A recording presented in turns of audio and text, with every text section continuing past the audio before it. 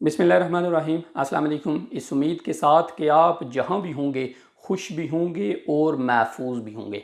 पिछले दिनों आपने एक ड्रामा देखा होगा जो हमारी कौमी असम्बली में पेश आया, और याद रखिएगा ये एक ऐसा ऐवान है जो इस पूरे मुल्क में सबसे बड़ा ऐवान कहलाता है, और इसे ये लोग मुक़द्दस ऐवान कहते हैं, और यकीनन ये मुक़द्दस है। लेकिन इसकी हुर्मत का जिस तरह इन लोगों ने जनाजा निकाला है, इस बात में कोई शक नहीं है कि पूरी दुनिया में ऐसे वाक़यात आपको बहुत कम देखने को मिलते हैं। जिस तरह ये लोग एक दूसरे को माँ और बहन की गालियाँ निकाल रहे थे और बेंचों के ऊपर चढ़ चढ़ कर एक दूसरे के गलेबानों को पकड़ने की कोशिश कर रहे थे, कुछ सेकंड के लिए मैं ये सोचने पर मजबूर हो गया कि ये हमारा मुल्क नहीं है, ये इस दुनिया का इस दुनिया में कोई पार्लियामेंट नहीं है, ये किसी और मखलूक का कोई हैवान है या किसी और सियारे की कोई मखलूक है। याद रखिएगा ये असल में ये लोग हमारे चेहरे हैं, हम बहैसियत कौम ऐसे हैं, और वहाँ एक बदनसीब ने यहाँ तक कह दिया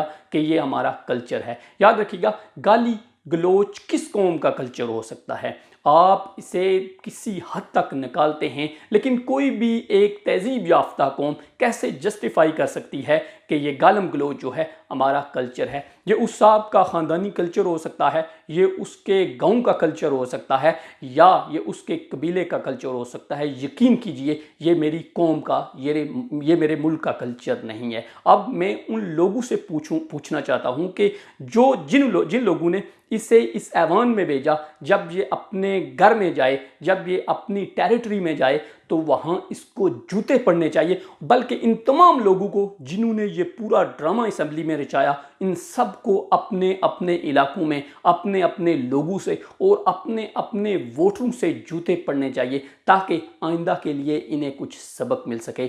एक और बदनसीबी की बात यह है कि इन तमाम जमातों के जो लीडरान हैं, क्या इनकी गिरफ्त अपने कारकुनों के ऊपर नहीं है? ये सारे अपनी अपनी जमात के मेंबर हैं, और कोई भी जमात इमरान खान से लेकर शहबाज शरीफ तक और फिर बिलावल भुट्टो जरदारी तक अपने कारकुनों को इकट्ठा नहीं कर सकती है, या इन्हें एक तहजीब के दायरे में रहकर बात करने का जो सलीका है वो ये इन्हें मजबूर नहीं कर सकती है कि कम अज़ कम जब आप आवाम को रिप्रेजेंट कर रहे हों तो ऐसी ज़बान से ग्रेज कीजिए। यकीन कीजिए ये पूरे मनाजर देखकर मेरा सर जो है शर्म से झुक गया है। मेरे जो नुमाइंदे हैं, इस अवाम के जो नुमाइंदे हैं, उन्होंने जिस तरह की ये हरकत की है, अब इस अवाम को ये सोचना चाहिए कि क्या आप लोग जो हैं ऐसे लोगों को अपने वोट देकर, अपना कीमती वोट देकर इस मुक़द्दस ऐवान में भेजते हैं और फिर वहाँ जाकर ये लोग कहते हैं कि ये हमारा गालम गलोच जो है हमारा कल्चर है,